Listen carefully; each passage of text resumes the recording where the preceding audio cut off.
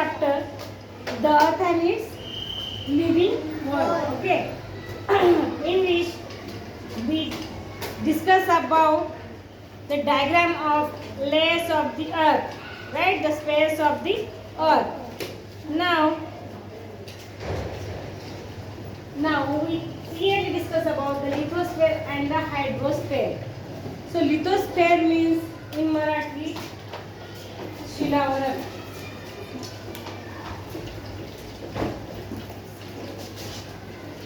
And hydrosphere means जलावरण.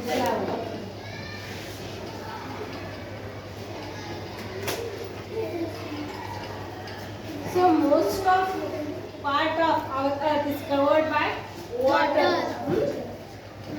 And remaining part covered by the land.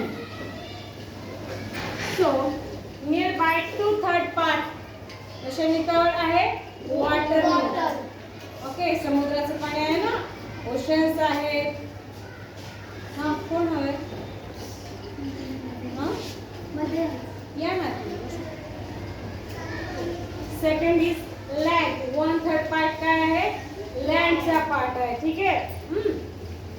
So near by lithosphere किती आहे मग? 1/3 and हायड्रोस्फियरचा part आहे 2/3. ठीक आहे. काय हवं तुला?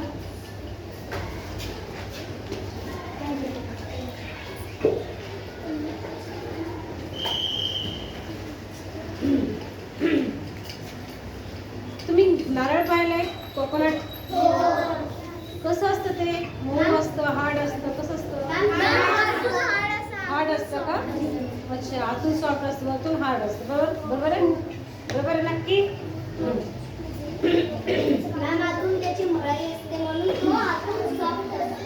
बर, ठीक आहे. आपण कोकोनटचं एक्झाम्पल घेतलं. कोकोनट वरतून कसं आहे? हार्ड आहे. तर मला सांगा, आपली जी अर्थ आहे, जो सगळ्यात वरचा सरफेस आहे, आपण त्याला काय म्हणतो? अर्थ सरफेस म्हणतो. काय म्हणतो त्याला? Earth surface. The surface of the earth or surface of the earth.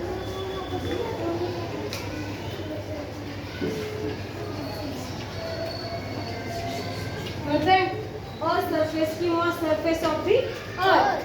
Okay.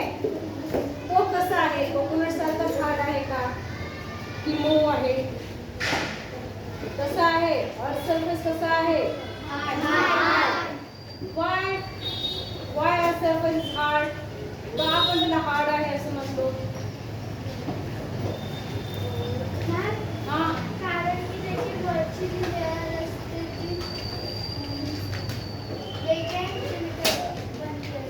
बर, अजून कोण सांगू शकतं? सूर्याचा प्रकाश पडल्यामुळे ती हार्ड, कारण की एवढा जर भाग असेल त्यावरती सूर्याचा प्रकाश तर पडतच असेल ना, तर म्हणून ती वरची लेअर घुमते ना पृथ्वीवर, म्हणून ती हार्ड झाली. बर, तू सांगू शकतेस बेटा? प्रयत्न करा, काहीतरी येत असेल ना मला. हां, आपल्या जमिनीवर रॉक्स असतात. काय असतं? रॉक्स. Very good. काय असतात? रॉक्स आहेत. अजून काय असतात? काय असतात? अजून काय असतं? रॉक फक्त एकच प्रकारचे असतात का? बिग रॉक्स असतात. बिग स्टोन सुद्धा असतात. रॉक आहेत, स्टोन्स आहेत, सँड आहे, बिग स्टोन आहे, स्मॉल स्टोन्स आहेत. अजून काय आहे? सॉइल आहे. बरोबर आहे? हो की नाही? हे सगळे काय आहेत? कसे मटेरियल्स आहेत? हार्ड आहेत, कठीण आहेत. हे मटेरियल्स कसे आहेत? हार्ड आहेत. हे मटेरियल्स हार्ड असल्यामुळेच आपल्या अर्थचा सरफेस कसा आहे? ओके, कसा आहे? हार्ड आहे. लक्षात येत आहे? आता मला सांगा, सगळीकडे आपल्या अर्थवर, आपल्या इथेच का, आपल्या शहरामध्ये संभाजीनगरमध्ये तुम्ही फिरायला गेले तर तुम्हाला प्लेन लँड दिसते का? सगळीकडे एकदम एक समान जमीन आहे का? नाही. नक्की? मग कशी आहे? खालीवर आहे. ठीक आहे. काय म्हणायचं तुम्हाला? खालीवरचा अर्थ काय असेल? हां मॅम कोणत्या कोणत्या म्हणजे खालीवर असतं जसं रेगिस्तान उदाहरणार्थ रेगिस्तानमध्ये आता माती वर खाली असते ना त्यासारखी पण थोडंफार वर खाली असते रोड. बरं. कुठे खड्डे राहते कुठे काही नाही. हां उठून सांगायचं. हां डोंगर असतात डोंगरामध्ये दऱ्या असतात तर मग त्याच्यासारखी. बरं अजून सांग. हां कुठे कुठे दगड किंवा जास्त प्रकाश जास्त कमी असतं. अजून फक्त एवढंच दिसतंय का तुम्हाला? काय म्हणताय तुम्ही? माउंटेन्स म्हणताय. ठीक आहे माउंटेन्स, हिल्स. अजून काय आहे? रॉक्स म्हणले तुम्ही. Roxx, stones. मॅम अजून काय? मॅम व्हॅली व्हेली. बरं अजून अजून काय सांगा? अजून सांगा सांगा सांगा. हां मॅम पठार पठार. पठारला काय म्हणता? सांगा सांगा सांगा सांगा सांगा.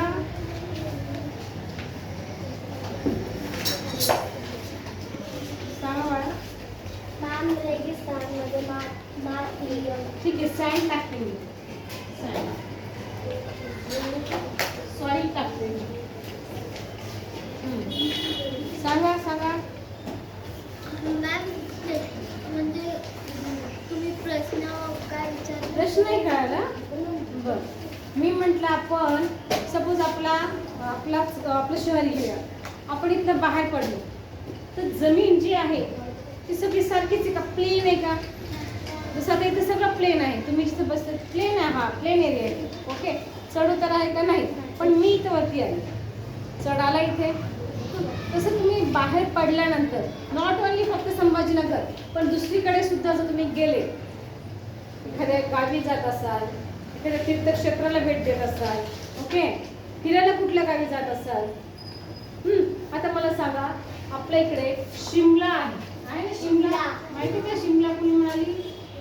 माहिती आहे शिमला कुठे येतो? कुठला भाग आहे? उत्तराखंड माहिती आहे ना? उत्तराखंड. उत्तराखंडला काय आहे? काय आहे? शिमला आहे. नीट सांगा. उत्तराखंड माहित आहे? हा बर्फ आहे. अजून काय असू शकतो?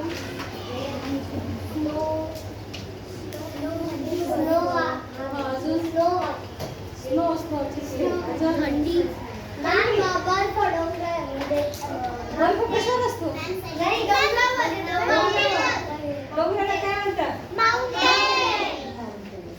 आणि पठाराला काय म्हणतात? प्लेट्यू. काय म्हणतात? प्लेट्यू. एवढंच असतं का रे? अजून काहीतरी असू शकतच ना? गारवा. बर चला सांगा.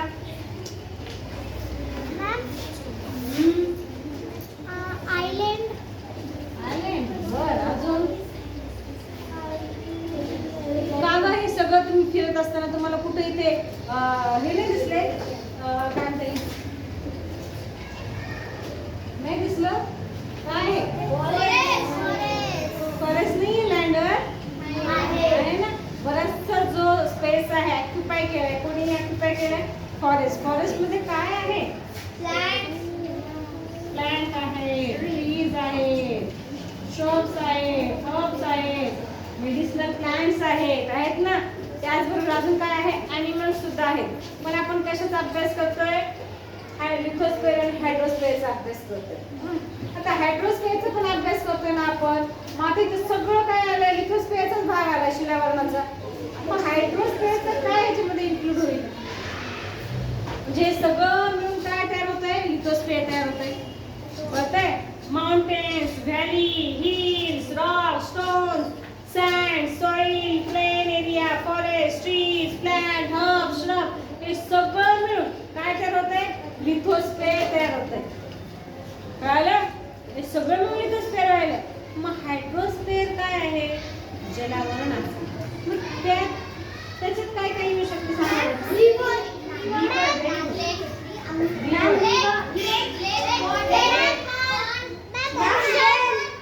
एक एक उत्तर द्या.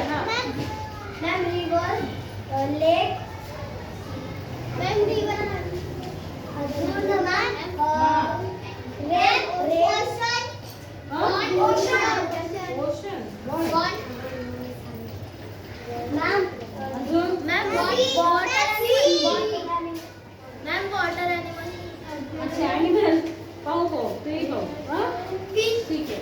हा ॲक्वॅटिक ॲनिमल म्हणायचं तुम्हाला घेऊन यायचे. Aquatic animal aquatic animals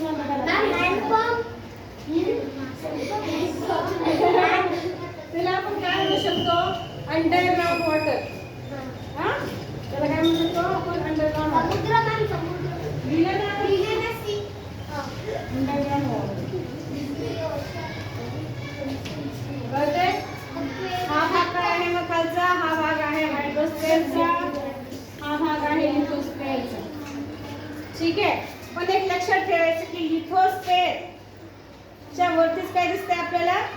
river, लेक, डॅम, स्ट्रीम्स दिसतात.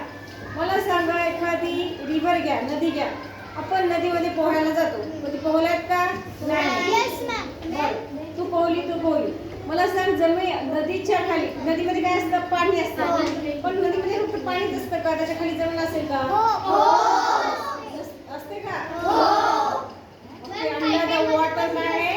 लँड आहे. ओके. हा मला एक क्वेश्चन बोला. विचारायचं. ज्यावेळेस आपण नदी म्हणजे काही गड्डे खांदतो तर त्यावेळेस विहीर वगैरे ज्यावेळेस खांदतो त्यावेळेस खाली पाणी येतं. तर मग कुठून येतं ते पाणी. हा इकडे लक्ष द्या. अंडर वॉटर म्हणतात त्याला. अंडरग्राउंड वॉटर म्हणतात त्याला. काय म्हणतात अंडरग्राउंड वॉटर. अंडरग्राउंड वॉटर म्हणजे नेमकं काय की जमिनीखाली असलेलं पाणी. जमिनीखाली पाणी असतं. का पाणी असतं. जेव्हा हा पाऊस पडतो. ओके. पाऊस पडल्यानंतर हा पाऊस कुठे पडतोय. फक्त इथेच पडतोय का आपल्या गच्चीवर छतावर नाही. तो ऑल ओव्हर सगळीकडे पडतोय. मग हे पाणी जे पडलेलं आहे कुठं जात आहे. आतमध्ये जमिनीमध्ये जात आहे. ओके. मग डोंगरावर पण पडतं की नाही. मोठमोठ्या डोंगरावरून पाणी खाली येतं. येता पाणी सगळीकडे कुठं जात आहे. जमिनीमध्ये. हा कळालं. आणि मग तिथे काय तयार होतं. अंडरग्राउंड वॉटरचा सोर्स तयार होतो. मग खूप नलिका झाल्या किंवा तो हापसा म्हणतो ना आपण त्याला. हँडपंपचं पाणी कसं आहे. कुठून येतं. जमिनीमधूनच येतं. म्हणजे आपण लेयर्स पाहिल्या होत्या काल. आठवतात का वेगवेगळ्या लिथोस्फेअरच्या लेयर्स पाहिल्या होत्या. सगळ्यात खाली बिग स्टोन्स असतात. त्याच्यावरती स्मॉल स्टोन्स असतात. मला सांगा आता मी हा काय आहे तुमचा. ठीक आहे. भांडा आहे. याच्यामध्ये काय ठेवलं मी. पाणी ठेवलं. याच्यामध्ये मी दगड आणून टाकले. खूप दगड आणून टाकले. ते पाणी आहे तसंच राहील. थोडं वरती येईल. बट ते पाणी त्यामध्ये मिक्स होत आहे का. खडे मिक्स होत आहेत का नाही. ते पाणी आपण इझिली असं करून वेगळं करू शकतो. पण जर मी याच्यामध्ये माती खूप